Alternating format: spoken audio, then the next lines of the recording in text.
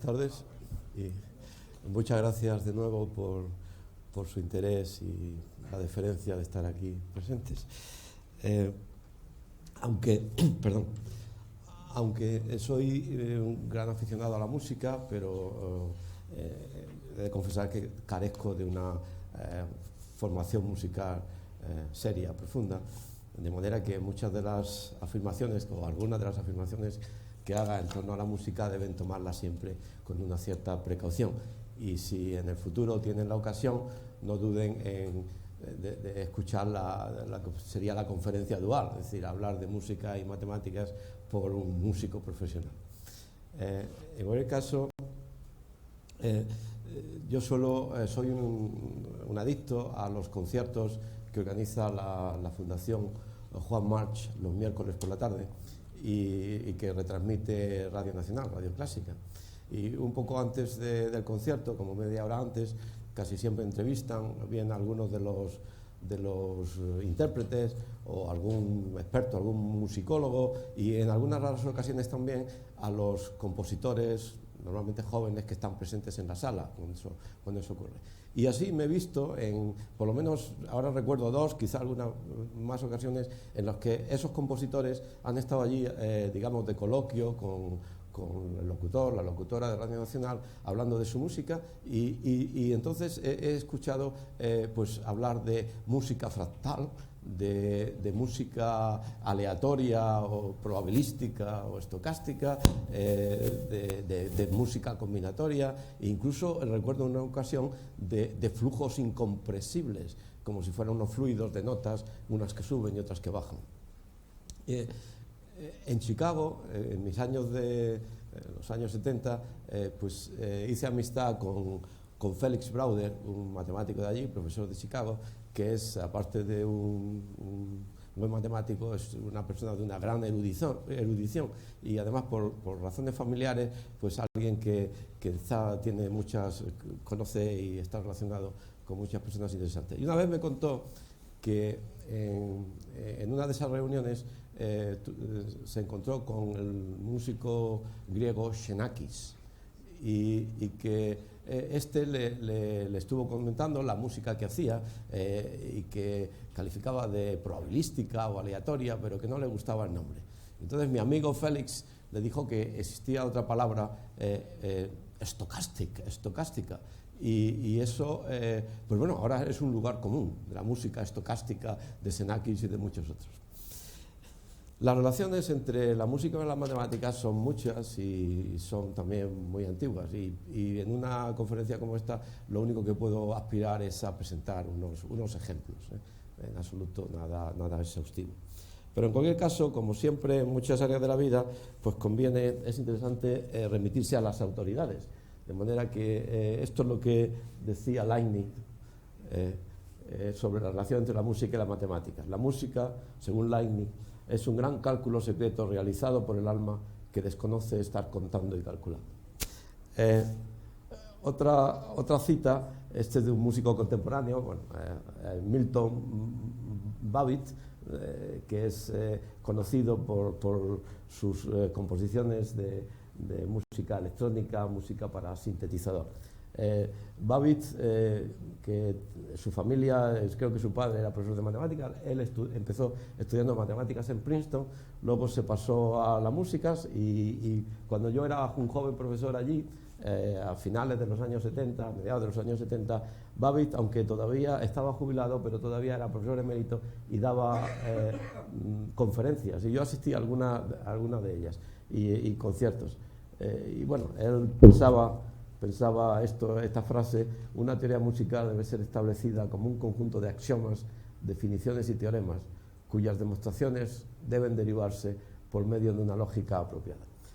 Yo le escuché una conferencia basada en un ensayo suyo famoso que se titulaba, con un título un tanto provocativo, Who cares if you listen? ¿Qué importa si me escuchas? O quizá en una forma más coloquial, me importa un bledo si me escucháis. Y ese es Milton Babbitt, es un compositor contemporáneo. Y finalmente, otra cita, esta es, perdón, esto es lo que no debo hacer. Si me voy hacia atrás parece que produzco este efecto. Es de Sir Elliot Gardiner, que es el gran director de orquesta inglés, que es sobre todo especializado en Bach, en Johann Sebastian, y que ha escrito recientemente un libro que les recomiendo. Yo lo he leído este verano con placer, en inglés, es Music in the Castle of Heaven, creo que está traducido al castellano, y allí en ese texto, pues entre otras muchas alusiones a las matemáticas, se encuentra esta frase. El resto de nosotros, para quienes las matemáticas inmersas en la música solo nos afectan en un nivel subconsciente, si es que lo hace de algún modo, podemos contentarnos con la belleza consoladora de los sonidos que ofrece. Pero él piensa que hay una gran estructura en las composiciones matemáticas. Bueno, pues para empezar un poco esta relación, pues hay una historia que seguramente es conocida de la mayoría de ustedes, pero que a mí me gusta señalar, es la historia de Pitágoras y en lo que yo he llamado, creo que el mito fundacional de la ciencia. Pitágoras, en sus paseos, escuchó en una herrería el martilleo, el sonido de diversos martillos. Y entonces, según este mito, pues había varios de ellos que sonaban muy bien, que consonaban, eran sonidos consonantes, pero había otro que chirriaba, que es disonante de aquellos martillos. Entonces, Pitágoras, según el mito, quiso saber a qué se debía esto, y fue a la herrería y con su autoridad confiscó aquellos martillos, se los llevó a su casa y estuvo experimentando, pesándolos, midiéndolos, etcétera, tratando de explicar aquello. Y bueno, como era Pitágoras, pues se dio cuenta de que quizá lo de los martillos era demasiado complicado y pasó a las cuerdas. Y entonces experimentó con los sonidos de las cuerdas y ahí empezó a darse cuenta que los sonidos producidos por digamos, dos cuerdas del mismo material, con la misma tensión, etcétera, pues eran agradables, eran consonantes cuando las relaciones entre las cuerdas eran números enteros pequeños. O sea, que era el cociente de las relaciones era un número fraccionario de denominador pequeño. Por ejemplo, él descubrió lo que ahora en música se llama la octava, que es que una cuerda y su mitad, pues cuando suenan las dos, suenan muy bien, parece el mismo sentido, el mismo sonido, o la quinta, etcétera, y de allí, pues, en eso se encontró la primera escala musical de la que tenemos referencia, que es la escala pitagórica. Pitágoras, entonces, este descubrimiento le pareció fantástico a él y a su escuela, el hecho de que algo de la naturaleza, la consonancia de los sonidos, de una manera rudimentaria, la música, pudiera explicarse con los números. Y como era un hombre osado y de gran imaginación, pues de esa observación pasó a formular toda una cosmogonía, todo es número, ¿verdad? Y bueno, pues eso ahora los físicos contemporáneos en la teoría de supercuerdas de la gran unificación nos están proponiendo algo parecido. En cualquier caso, ese mito, ese interés por los números como posible explicación de la naturaleza, pues es el origen de la ciencia y está ahí. Hay una coda a este mito, y es que, años después, un miembro de la escuela, Hipaso de Metaponto, observó que hay una longitud, que si ustedes toman un cuadrado del lado 1 y calculan la longitud de la diagonal, por el teorema llamado de Pitágoras, esa longitud es la raíz cuadrada de 2. Y este elemento, Hipaso, pues encontró una prueba fehaciente que ese número no era uno de los números de la escuela, no era el cociente de dos números enteros.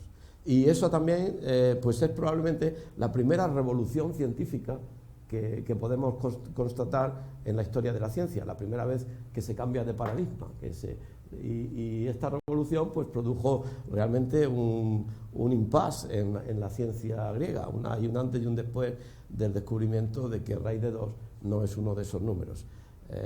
Según la leyenda, hay diversas versiones.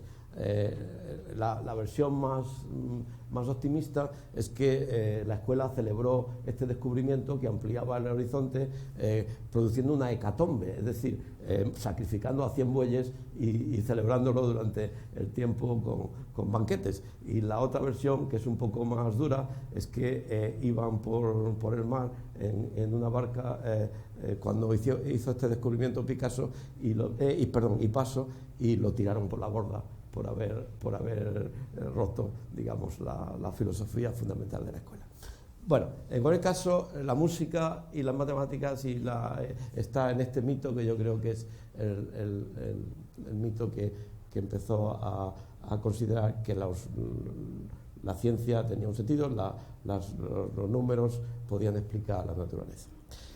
Y dando un paso en el tiempo, un salto del siglo VI a.C. al siglo VII a.C., pues nos encontramos con Boecio, que extendió las ideas musicales pitagóricas y estableció la base de la teoría musical contemporánea. Y ustedes saben que los estudios se dividieron en dos etapas, el trivium y el quadrivium, y el quadrivium, o cuádruple vía hacia la sabiduría, era el conjunto de las 4 ciencias matemáticas, que por antonomasia, en ese momento, en el siglo VI, las matemáticas eran la música, la aritmética, la geometría y la astronomía.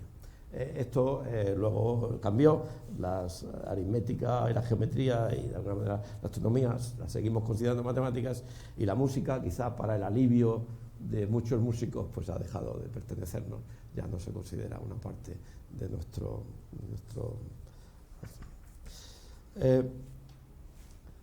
el siguiente así en este paseo por las ideas de música y matemáticas, pues un hito también es el fraile Marin Mersenne.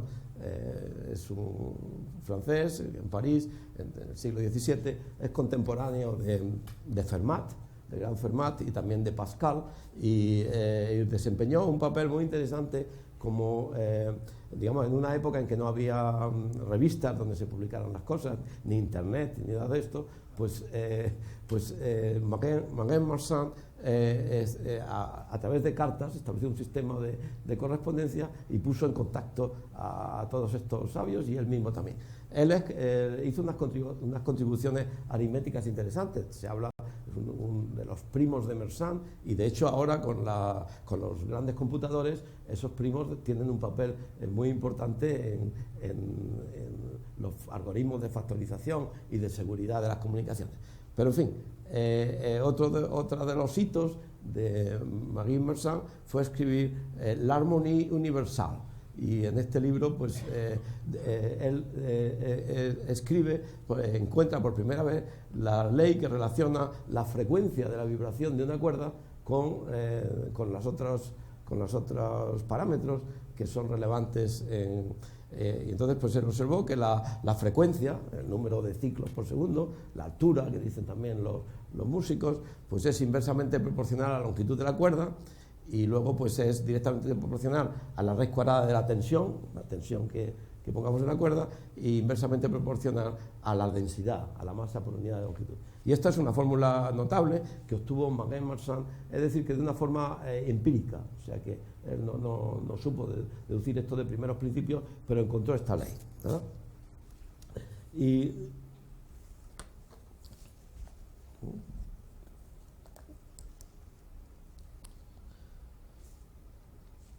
bueno, ya saben que las frecuencias que el oído humano puede estar entre 20 hercios y 20 kilohercios, de manera que tenemos ese rango de frecuencia. Los murciélagos tienen otro, en fin, pero el nuestro está ahí y se puede calcular de esa forma. Bueno, pues siguiendo con el hilo de esta historia y retomando quizás lo que hemos dicho antes de Pitágoras, pues uno de los temas que es relativamente sencillo de entender, de relaciones, porque no involucra nada más que allá que los números enteros, es las relaciones entre las matemáticas y la música, está en la construcción de la escala. La construcción de la escala, como ustedes saben, es escoger un conjunto de notas con las cuales se hace la música. Y bueno, en un instrumento como el violín, pues todas las frecuencias son posibles, pero en otras como en el piano, incluso la guitarra con los tejos, pues hay que escoger unas notas en las que escribir la música. Y bueno, pues Pitágoras encontró esta relación de que si tocamos una cuerda produce una frecuencia, y si la demediamos, si lo tomamos por la mitad, pues entonces la frecuencia se duplica, según esa fórmula que luego encontró Marie Marchand. Y esas dos frecuencias, una frecuencia y su doble, que en música ahora se llama pues la octava, pues suenan muy bien.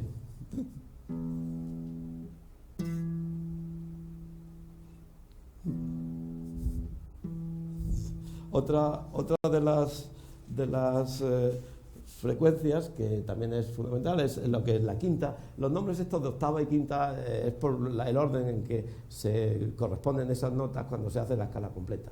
Y la quinta, corresponde a tener pues una longitud de la cuerda que son 2/3 de la longitud total, es decir, cuando se pone el tejo en esta posición.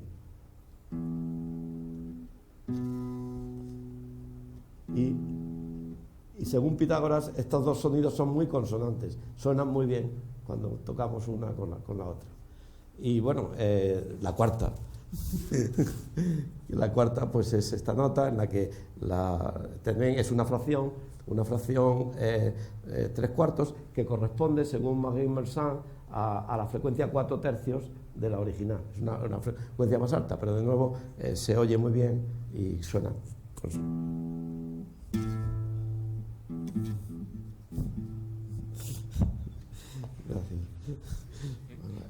Gracias. Eric. Bueno, pues en la afinación pitagórica o en la escala pitagórica hay un poquito de matemáticas. La ley de las octavas dice que, bueno, si tenemos una frecuencia 1, pues digamos, frecuencias y longitudes de la cuerda son inversas, de manera que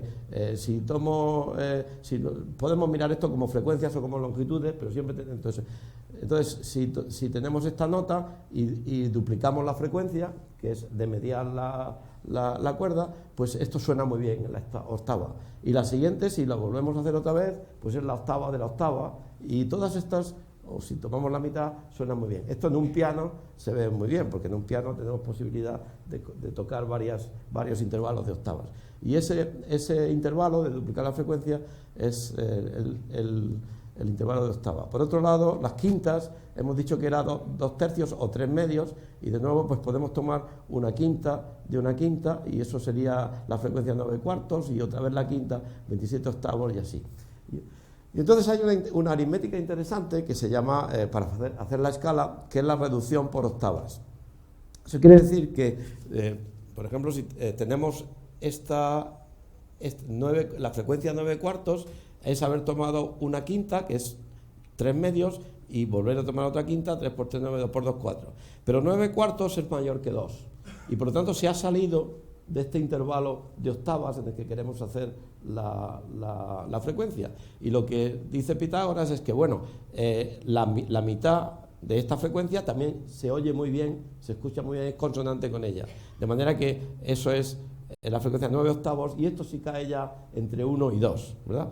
De hecho, si empezamos con que la nota primera, la frecuencia correspondiese a un do, la frecuencia 9 octavos es el re, ¿verdad?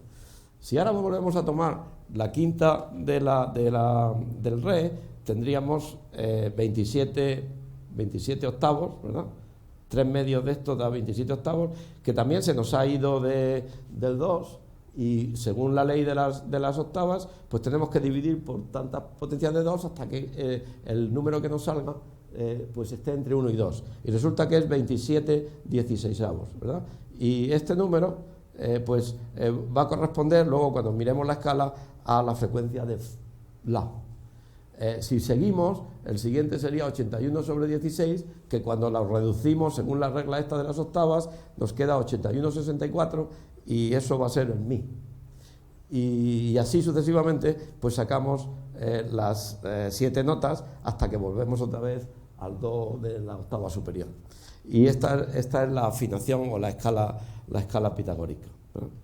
Bueno, ocurre, sin embargo, que, y esto es un descubrimiento en parte fisiológico y en parte, pues, de que parece que el oído humano lo que distingue son cocientes de frecuencias.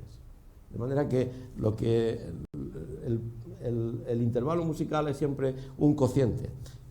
O dicho de otra manera, si quisiéramos pasarlo a diferencias, tendríamos que tomar un logaritmo, que decimos en matemáticas. Y las 7 notas, pues cuando se miran los cocientes, pues resulta que los cocientes son distintos. Hay 2 tipos de cocientes. Por ejemplo, entre el re y el do, ¿verdad? Cuando dividimos 9 octavos entre 1, pues vaya, eso no lo he escrito aquí, pero el 9 octavos es 1,125. Sin embargo, si miramos entre el mi, entre el mi y el re, también el cociente es el mismo. Y eso va bien, porque si lo que estamos haciendo en una escala es hacer pasar de un intervalo a otro, todos deben ser iguales, pues este cociente con este es el mismo. Pero si miramos el cociente entre el fa y el mi, entre 4 tercios y 81 sobre 64, pues resulta que ese cociente es mucho menor, es 1,053. Y 1,125 y 1,053 están relacionados prácticamente por el hecho de que el cuadrado de 1,053 es igual a 1,125. Y eso, en esta construcción en que queremos que los cocientes sean iguales, pues quiere decir que entre el re y el do debemos meter una nota intermedia si queremos mantener el cociente más pequeño, que hemos dicho que era entre el fa y el mi. Y eso es el sostenido, a veces se dice do sostenido o re bemol, ¿verdad? Y entonces, cuando metemos una nota intermedia, es decir, que ahora el cociente es el 1,025, pues el cociente entre fa y el mi es lo mismo que el cociente entre re y el do. De nuevo, entre mi y re hay que meter otra intermedia, que es el re sostenido, o sería el mi bemol, y cuando hacemos todo esto, pues nos salen las 12 notas de la escala que los músicos llaman de escala cromática, etcétera, que son necesarias para poder escribir la música de manera que todos los intervalos sean parecidos unos con otros. Y así es como se construye la escala pitagórica o la escala cromática, que es una escala que se sigue utilizando hasta ahora, ¿verdad? Hay, sin embargo, este empeño de los números racionales o números quebrados con denominador pequeño tiene sus limitaciones. Y las limitaciones es que la diferencia más bien el cociente entre 2 frecuencias ahora de estas 12 notas es lo que se llama un semitono, ¿verdad? El tono era el 1,125 y el semitono es el 1,0 como cociente entre las frecuencias. Y entonces, pues, digamos, todos los semitonos son parecidos, pero no son iguales. En realidad, cuando se hacen las cuentas, en esta construcción de Pitágoras hay 2 tipos de semitonos. Y eso produce un cierto problema, sobre todo cuando se está tocando un instrumento como el piano, en que hay bastantes octavas, y cuando se transcribe o se transporta una partitura se eleva, por ejemplo, un semitono, algo que empiece con do, que sea lo que se llama tónica, de base, se eleva a un do sostenido, pues entonces a veces no suena igual. Y eso es debido a este hecho de que en la escala pitagórica pues hay 2 cocientes distintos. Bueno, pues eso produjo problemas y una solución a ese problema se hizo ya en el siglo... Se hizo por Bach en el siglo XVII, y es la escala temperada. En la escala temperada se ponen también 12 notas, pero ahora se pide que la relación el cociente entre las frecuencias, entre una nota y la anterior, pues sean todas iguales. Si eso, cuando eso lo escribimos, si ese cociente lo llamamos R y hay 12 de ellos, pues quiere decir que para completar una octava, de ir de 1 a 12, necesitamos que ese número sea un número que elevado a la potencia 12 nos dé 2. O dicho de otra manera, es la raíz duodécima de 12. Y eso es lo que, bueno, ese es un número que es irracional, como habían descubierto los pitagóricos. Y bueno, pero construyendo una escala de esa manera, transportar una melodía, un tono o un semitono más adelante no tiene ningún problema y suena muy parecido. Y esa es la razón de que la música, digamos, en parte a partir de Bach, se escriba en esta escala de allí. Como cosa curiosa, si un semitono es en la raíz duodécima de 12, pues entonces 6 semitonos es la raíz duodécima elevado a 6, que es la raíz cuadrada de 2. Y 6 semitonos es un tritono, 3 veces un tono. Y el tritono suena muy mal. Y en música los clásicos le llamaban diabolus in musica.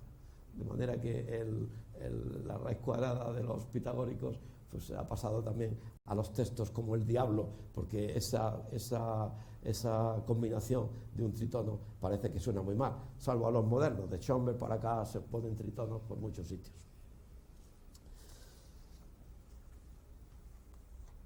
Bueno,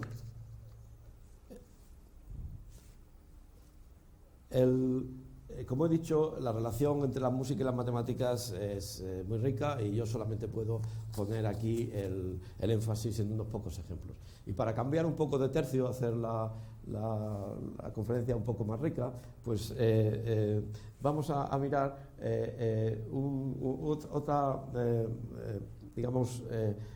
otra parte del arte musical, que es el arte de tocar campanas, la campanología.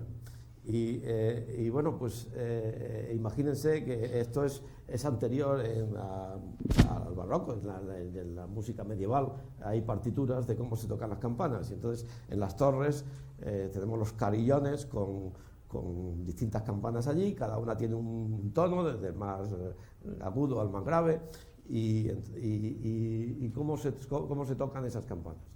Y bueno, ahora en los carillones modernos, yo esto de decir que lo sé por internet, que he visto que se tocan ya casi como un piano, es decir, que hay un teclado y se mandan unos impulsos eléctricos y así se tocan las campanas, pero esto no era así en la Edad Media, y las imágenes que tenemos es de gente tirando de las cuerdas para que aquello suene. Y bueno, cuando cada campana tiene un artista de trabajo, pues la cosa se simplifica, pero supongo que el pobre campanero que tenía que tirar de varias campanas, pues tenía que hacerse trucos para no hacerse un lío y poder tocar aquello bien. Y entonces se fueron desarrollando pues unas reglas de cómo tocar las campanas.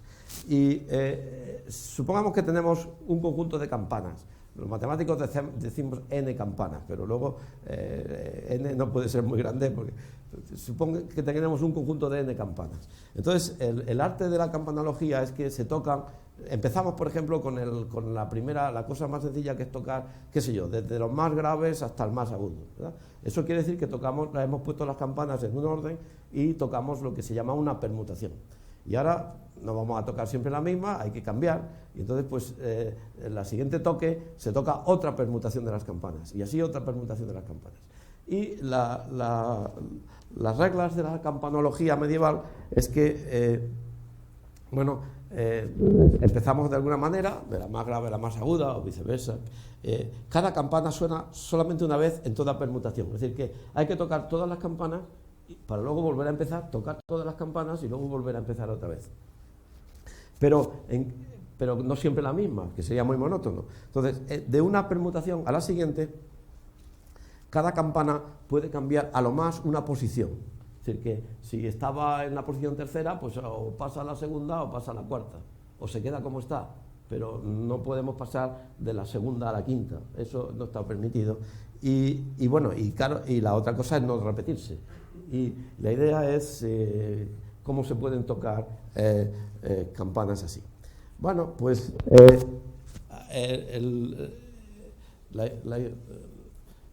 el área está llena de composiciones para tocarlas, y una de las famosas y sencillas tiene este nombre en inglés, plain bob, simple bob, y consiste en lo siguiente. Vamos a hacerlo con 4 campanas. Y entonces, si tenemos 4 campanas, que las ordenamos, que si quieren de la más grave a la más aguda, pues entonces una permutación de las campanas pues es ponerlas en un orden, tocarlas en un orden. ¿Y cuántas permutaciones, cuántas posibilidades hay de tocar 4 campanas? Bueno, seguramente muchos de ustedes saben esto y lo recuerdan del bachillerato. Para quien no, pues el número total de permutaciones en este caso es 24, porque para la primera posición podemos elegir cualquiera de las 4, habiendo elegido una permutación, una campana. Para la segunda tenemos 3 selecciones, y para la tercera 2, y ya la última es la que queda. De manera que este es el número total de posibles permutaciones de las 4 campanas. Y entonces, en matemáticas, este conjunto de las permutaciones, de ordenar, de cuántas maneras se puede ordenar pues un conjunto o 4 campanas, tiene una estructura rica, y que ya descubrieron hace mucho tiempo, y que es uno de los primeras apariciones de lo que podríamos llamar el estructuralismo en matemáticas, que es anterior al estructuralismo en otras áreas. Y bueno, pues en esta versión supongamos una permutación sigma. La permutación es, bueno, esta de abajo, 2, 4, 1, 3, ¿verdad? 2, 4, 1, 3. Pero escrita de esta manera, la permutación nos permite interpretarla como que una permutación es una manera de, es una función, digamos, una correspondencia que a cada campana le hace corresponder otra.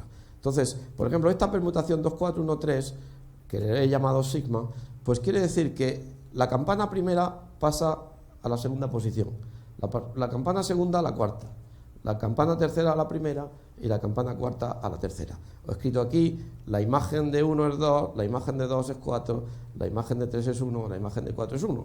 Entonces, escribir la permutación podemos interpretarla, ya digo, una permutación como una manera de ordenar las campanas, o la podemos interpretar también como dar una aplicación de este conjunto en sí mismo, que sea, si recuerdan quienes estuvieron en mi primera charla hablando de la posibilidad o no de pintar el espacio tridimensional en un cuadro, hablamos de aplicaciones biyectivas, de aquellas que son 1 a 1. Cada elemento de aquí tiene una imagen aquí, y cada elemento de aquí es imagen de uno solo de aquí. Y entonces una permutación se puede considerar como una transformación que lleva a este conjunto en sí mismo de una manera 1 a 1. Y bueno, pues entonces cuando tenemos eso así, si tenemos 2 permutaciones, podemos hacer una operación con ellas. Si tenemos la permutación sigma y la permutación tau, la primera lleva al 1 al 2, esta de aquí, pues podemos componerlas, es el nombre exacto, empezar por sigma y luego con tau. Por ejemplo, el sigma lleva el 1, el 2, y el tau lleva el 2 en 4. Luego este producto o composición lleva finalmente el 1 en 4. El sigma lleva el 2 en 4 y el tau el 4 en 2. Luego entonces este producto de las 2 lleva el 2 en 2. De la misma manera el 3 en 1 y aquí el 1 en 3, pues la composición lleva el 3 en 3 y el 4 lo lleva al 1. De manera que, mirado de esta manera, se puede establecer esta especie de producto o sumas de producto de estas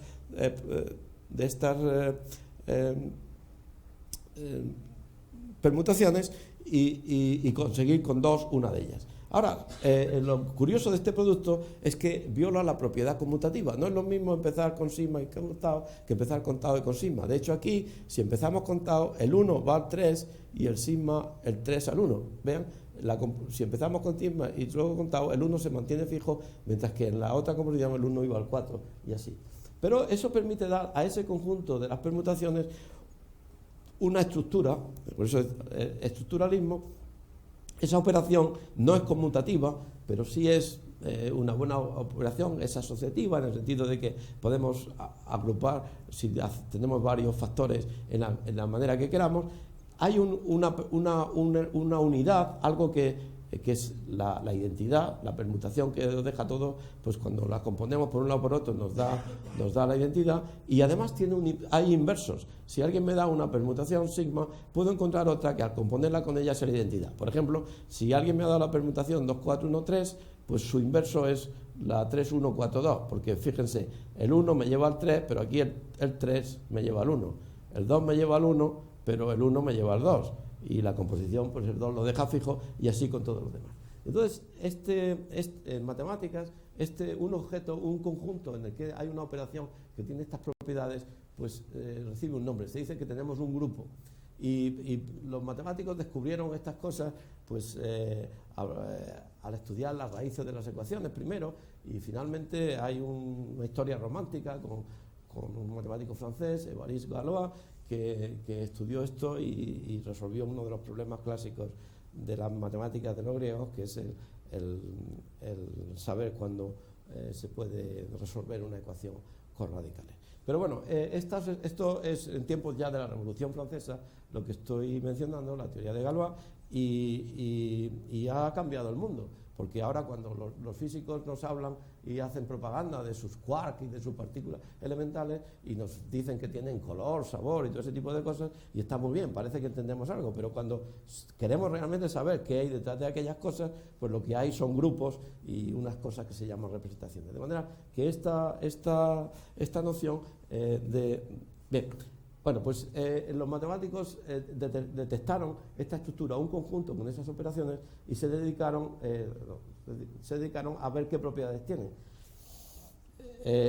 Por ejemplo, los números enteros, pues es un grupo de este tipo, porque podemos sumar enteros, y el 0 es el elemento neutros, 0 más 2 es 2, y menos 2 más 2 es 0, y hay en el universo de las matemáticas muchas situaciones que tienen esta estructura, un conjunto con una operación en la que podemos hacer esas cosas. De manera que todo lo que se pueda probar para estructura en general, luego nos sirve para cada caso concreto. Y eso inauguró también esa manera de mirar las cosas, que es quizá el origen del estructuralismo moderno.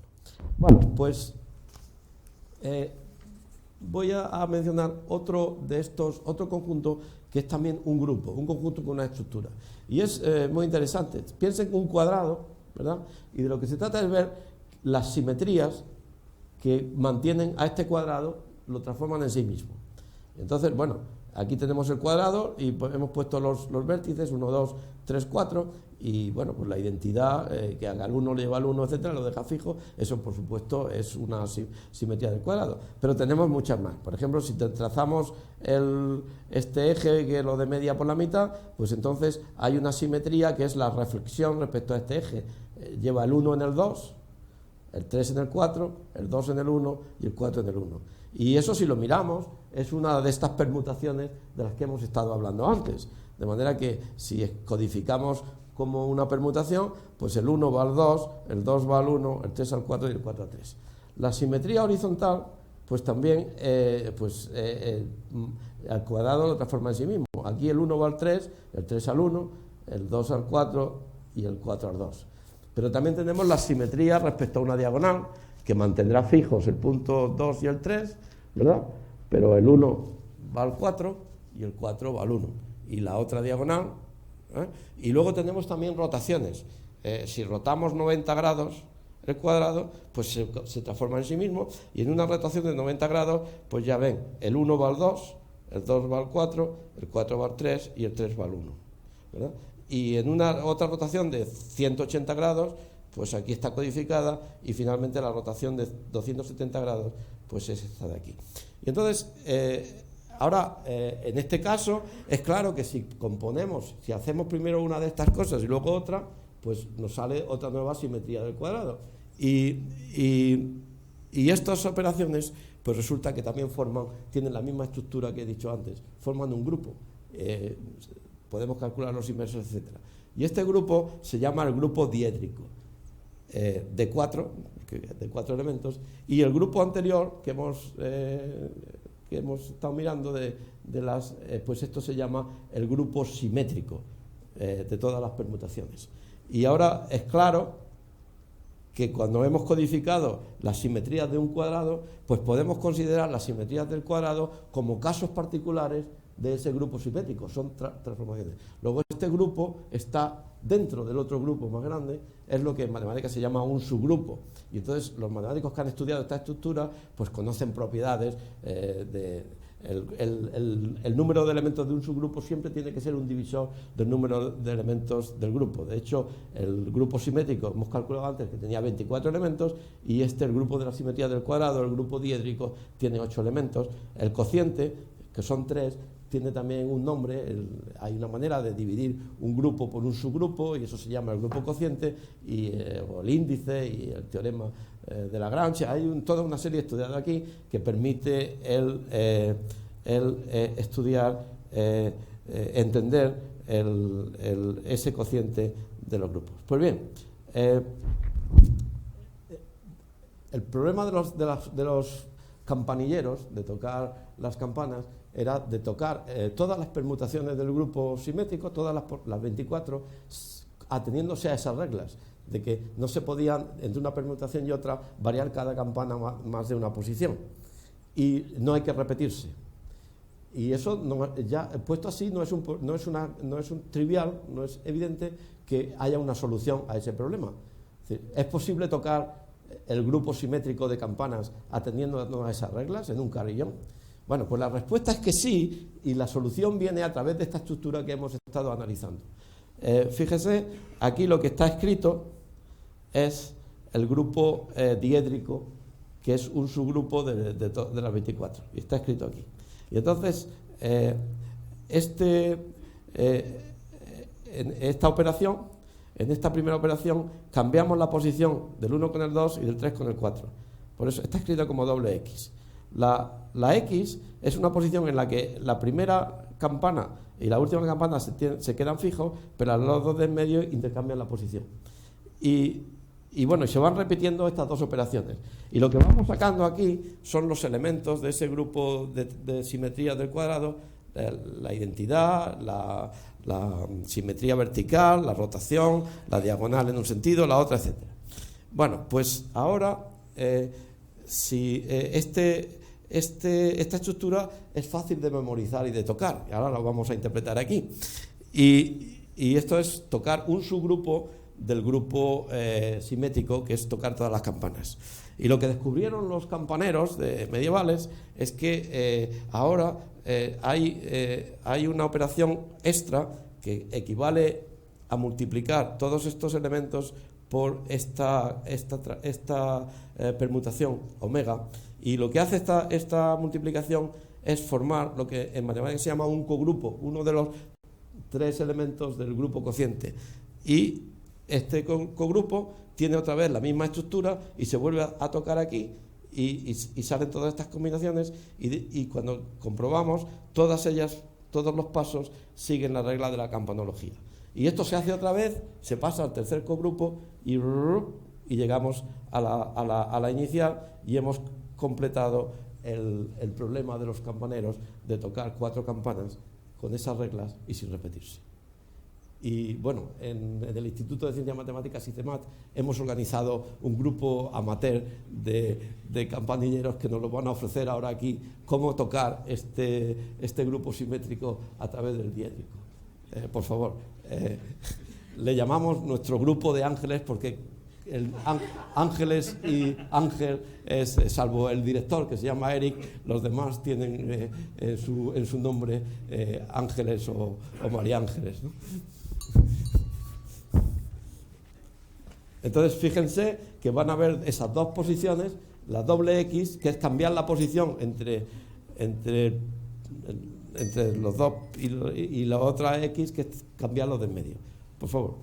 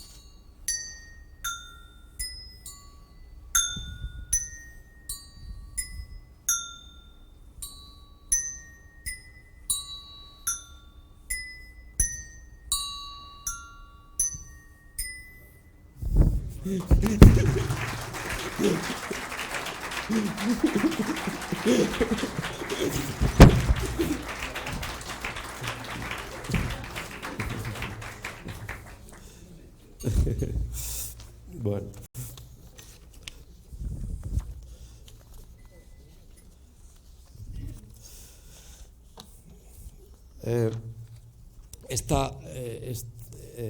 Esta composición se llama, es un clásico de las campanas.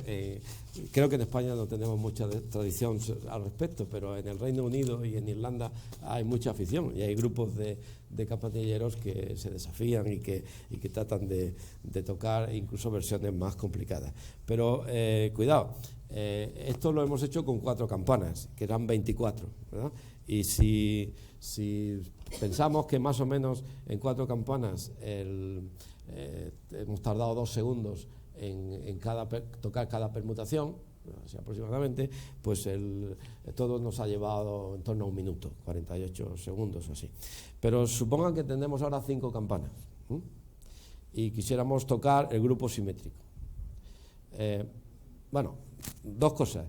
Es un teorema relativamente reciente, o sea, no de ayer, pero sí de hace unos pocos años, que se puede tocar, dado cualquier número de campanas, se puede tocar el grupo simétrico de todas las permutaciones siguiendo esas reglas. Eso es un teorema relativamente reciente y tiene su enjundia. Pero pensemos en 5 campanas. 5 campanas, ahora el número de permutaciones son 5 por 4 por 3 por 2, 120. Y a 2 segundos, digamos, pues ya nos salen 4 minutos. 6 campanas. 6 campanas, 6 por 5 por 4 por 3 por 2, salen 720, que a 2 segundos son ya 24 minutos, media hora. 7 campanas, 720 hay que multiplicarlo por 7, y eso ya sale 5040 permutaciones, que nos llevaría 2 horas, 3 horas el tocar eso. 8 campanas. 8 campanas hay que multiplicar el 5000 por 8 y salen 40.320, que llevaría aproximadamente 22 horas y media. Bueno, en 9 campanas ya salen 262.880, que significaría 8 días y 10 horas a 2 minutos. 12 campanas salen 479.100.600, que nos llevaría a eso de 2 minutos, que es mucho decir, 30 años y 138 días. Y 16 campanas salen 20 billones de combinaciones, que a 2 segundos nos llevaría 1.326.914 años. De manera que el límite de lo que parece humanamente posible son 8 campanas, que son 22 horas y media. Y esa proeza se ha hecho en el Reino Unido. Empezaron a las 6 de la mañana de no sé qué día y acabaron a la una del mediodía del día siguiente. 18 horas de tocata, y eso lo han hecho. Ya 9 es imposible. Pero insisto, es unas reglas que están de alguna manera forzadas por la estructura de los carrillones medieval, y que dan lugar a un problema matemático interesante, resuelto no hace mucho, y que luego, en cuanto se nos va la mano en el número de campanas, pues aquello se convierte en algo realmente imposible. Bueno, quizá para acabar, ya que el título decía números, campanas, cuerdas. De cuerdas hemos hablado un poco, creo que no vamos a tener mucho tiempo, pero imagínense que tenemos un diapasón que se pone a vibrar y da una nota pura, y hagamos el experimento mental de que hemos puesto el diapasón aquí con un estilete, con un lápiz, y hacemos pasar un papel, como los sismólogos, y entonces pues la curva que el diapasón haría es una curva de este tipo, y esas curvas se codifican, son cosas que que ya sabían también los griegos, con las funciones trigonométricas seno y coseno, y tiene esta forma, y esto lo habrán visto en la teoría musical, pues es importante. Mi especialidad es el análisis armónico, que tiene que ver con estudiar funciones que se pueden representar de esta manera, de manera que les he puesto unos ejemplos, pero un poco más allá, pues llegaríamos a hacer matemáticas contemporáneas y a veces duras. Una cuerda, si supongan que tocamos una cuerda, entonces pues esto que está representado aquí pues es el tono que diríamos fundamental, en el que piensen que esto va, sube, va, baja y luego llega hasta aquí, luego hasta aquí. Este es el primer armónico, en el que hay un nodo, y la cuerda, el tercer armónico, y así. Y bueno, pues el estudio de las vibraciones de una cuerda se convirtió en un objeto del deseo del siglo XVIII, aquellos ilustrados, y en la charla pasada y la próxima también sobre la medicina vamos a hacer un homenaje a un gran matemático que es Daniel Bernoulli. Y Daniel Bernoulli, junto a otros, también a Euler y D'Alembert, encontró las ecuaciones que rigen el movimiento de una cuerda. Esto se llama la ecuación de ondas, y bueno, pues de aquí las reglas aquellas empíricas de Marin-Mersenne pues se sacan como un teorema, y lo que sale de aquí pues es el análisis armónico y las reglas de Marin-Mersenne. Si me dan por bueno que en esta ecuación, que es una ecuación en derivadas parciales, estos son derivadas segundas, etcétera, y que puede parecer un arcano difícil, pero fíjense que aquí está codificado pues cómo se mueve una cuerda, y si pusiésemos algunas más variables, cómo se mueve un tambor, es una ecuación fundamental de las matemáticas y de la física, y después de todo tampoco es tan complicada de escribir, y esta ecuación la sabemos resolver bastante bien, y hay una cantidad de matemáticas y también de música, porque a partir del análisis armónico se pueden entender pues muchos de los aparatos que tenemos, como amplificadores, moduladores, filtros, etcétera. Pues todo eso es parte de esta teoría del análisis armónico, que por cierto es mi especialidad. Bien, pues si me toman la frase, hemos visto de Marin-Mersenne que la frecuencia está relacionada con la longitud por aquella fórmula de allí, pues entonces si tenemos una cuerda y la tensamos, ponemos una tensión, tenemos cuerdas, las tensamos de distinta manera y todas son del mismo material, pues un oído fino puede saber la longitud de la cuerda, porque la frecuencia, si todo lo demás se da, es la longitud. Bueno, entonces un oído fino puede saber eso. Lamentablemente los tambores los vamos a tener que dejar para la Semana Santa, pero si